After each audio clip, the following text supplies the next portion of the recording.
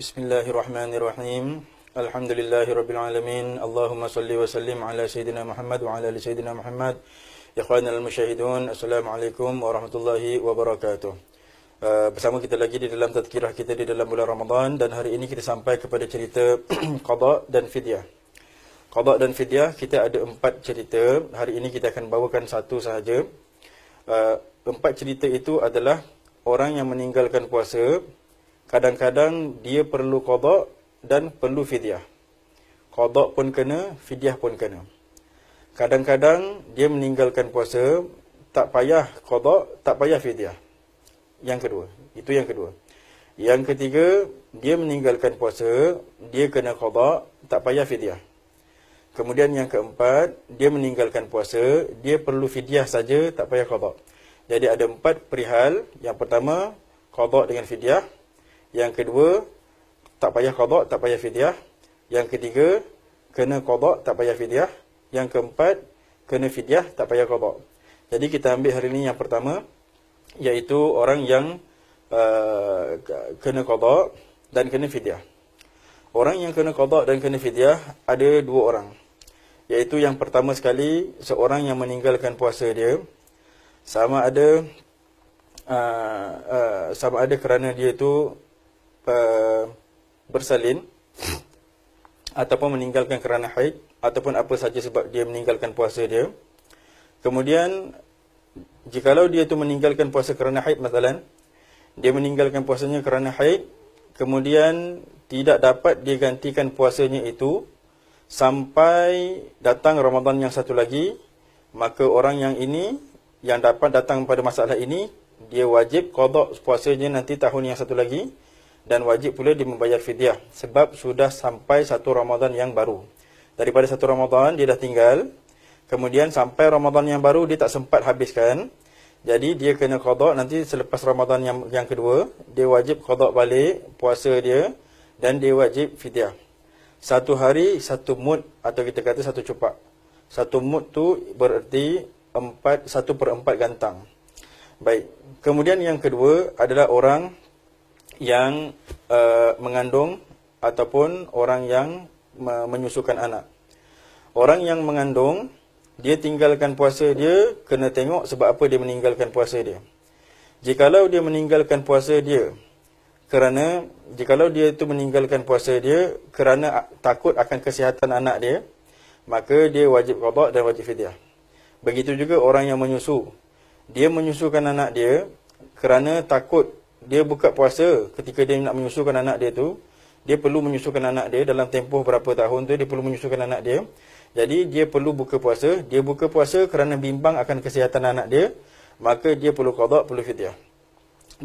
Adapun orang perempuan yang buka puasa ketika dia mengandung, dia buka puasa bukan kerana takut anak dia, tetapi dia takut akan kesihatan diri dia dan juga kesihatan anak dia. 2. Tadi dia takut kesihatan anak dia saja.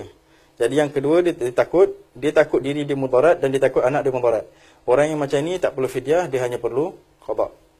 Begitu juga orang yang menyusu, jikalau dia takutkan kesihatan diri dia dan juga dia takutkan kesihatan diri dia dan anak dia, maka dia tak payah fidyah, dia perlu qada sahaja. Jadi itu bahagian yang pertama. Suka saya ingatkan juga ada satu soalan yang selalu disebut, masalah seorang perempuan yang mengandung pada Ramadan yang pertama, kemudian di tengah-tengah di antara satu Ramadan yang pertama sampai Ramadan kedua, dia tidak dapat mengqada puasa dia, sama ada kerana dia lemah ketika menyusukan anak, ataupun kerana dia sakit, sampai uzur dia untuk mengqada puasa dia yang pada Ramadan yang pertama, sehinggalah sampai Ramadan yang kedua. Jadi perempuan yang seperti ini tiada padanya itu melainkan hanya qada sahaja, tak perlu fidyah. Maksudnya Ramadan yang pertama tadi tak habis dia qada, sampai Ramadan kedua dia masih dah sampai Ramadan kedua, di antara satu Ramadan dengan satu Ramadan dia uzur. Bila dah sampai Ramadan kedua, dia puasa, ataupun dia mengandung pun dia tak puasa juga. Jadi ketika itu untuk Ramadan yang pertama, yang wajib bagi dia adalah qada, tidak perlu fidyah. Kerana dhabit, kita punya dhabit adalah ma'a imkanihi. Maksudnya dia tu mesti ada kebolehan untuk dia qada dengan ketiadaan uzur. Barulah dia tu kalaulah dia tidak ada uzur, kemudian dia boleh qada tetapi dia tak qada, dia kena qada puasa balik dan dia kena fidyah. Contoh saya beri beginilah, katakan dia uzur pada Ramadan yang pertama. Kemudian dia uzur dalam Ramadan yang pertama, katakan dia perlu hanya ganti ada 7 hari ataupun 10 hari yang perlu diganti dalam masa setahun. Dalam masa setahun tu 365 hari, dia uzur selama dia sakit selama 355 hari. 355 hari dia uzur, dia sakit. Jadi sepatutnya memang ada 10 hari yang sihat untuk dia qada, tapi dia tak qada. Dia tak qada, kemudian dia sakit. Kemudian sakit dia tu sampailah Ramadan satu lagi. Orang macam ni kena qada, kena fidyah. Adapun jikalau dia memang uzur tak dapat sebab nak menyusukan anak dalam tempoh setahun 2 tahun, dia takut diri dia lemah, orang yang macam ini dia takut dia uzur, orang yang macam ini hanya qada sahaja, tidak fidyah.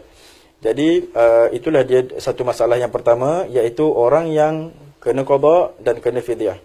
Wallahu subhanahu wa ta'ala alam. Kita nanti berjumpa lagi pada masalah yang kedua, iaitu tidak perlu qada dan tidak perlu fidyah. Assalamualaikum warahmatullahi wabarakatuh.